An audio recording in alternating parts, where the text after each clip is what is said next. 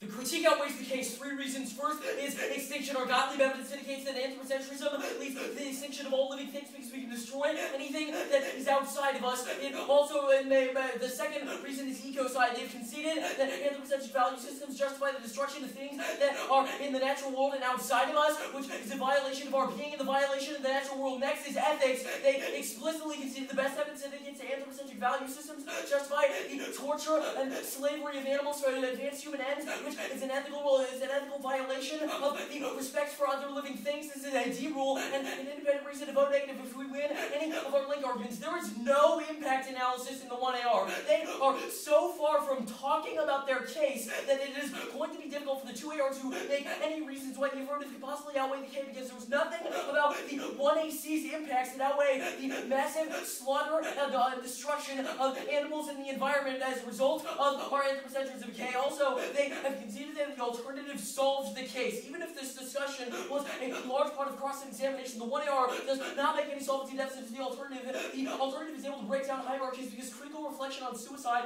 lets us consider the ethical implications of human existence and the hierarchies that we create and that we have created. Whether we are creating hierarchies or not, the affirmative fails to ask a critical question about human existence. They ask the question of whether human hierarchies and domination is good or bad, but they do not ask the question of whether human existence is good or bad, which is a first step in reflecting on the hierarchies that we have created. The alternative breaks down the subject-object distinction, the male-female distinction, and the mind-body distinction that their evidence has so many problems with because it questions the primacy of the human enterprise and the question of whether humans should exist.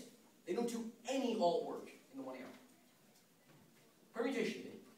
If we win a link, you vote negative. Links are disads. We have evidence to support this claim. First off, if I win any small reason for link, you should vote negative. There is no net benefit to including the affirmative. First, because we massively outweigh the case. They have no net reason why including the affirmative will be better than just doing the alternative alone. Also, if I win any of my alternative solves the case arguments, doing the alt alone is sufficient to resolve any of the 2AR impact analysis that might happen, which means that a minor risk of the link is a reason to vote negative. Our Lupacella and Logsdon evidence is damning on the permutation question. It sets up a link filter. The amorphous nature of the 1AC is problematic because it invites ad hoc rationalizations. It means that when we have an ethics system that is so vague that we can just include whatever alternative ethics system is brought up, it's not really an ethics system at all. It causes ethical eclecticism and rationalizations because if we are able to so easily pick up the philosophy of anthropocentrism, we can drop it just as easily. This means that it invites rationalizations where we hurt the environment just this once because we're not that serious about our ethics systems.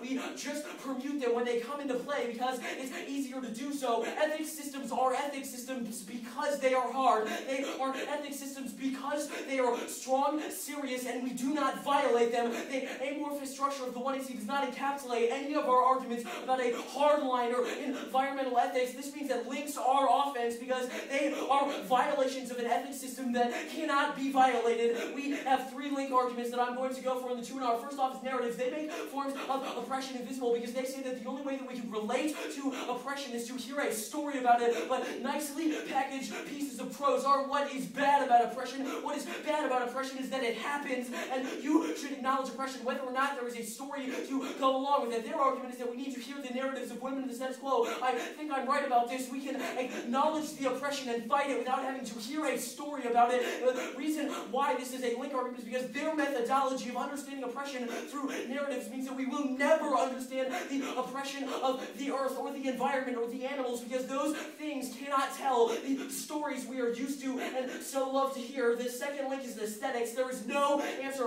to the aesthetics link in the 1AR. All of their evidence talks about the performance of the cyborg as a metaphor, as a form of performance art that is aesthetically valuable because it transcends what we perceive to be the aesthetic beauty of the human body, but aesthetics is a fundamentally human system of value that determines what has beauty and what does not. Extend my argument about this slug and the whale. All forms of nature have intrinsic value whether they are aesthetically pleasing or not, and claiming that your performance is valuable because it is aesthetically pleasing is a human self-serving value system. Finally, the immortality argument, the avoidance of death is unnatural. It means that we hate the world we have been given. We should learn to embrace the natural cycle of life. they link to this argument the 2AC card about immortality proofs. Okay, so you have 4 minutes.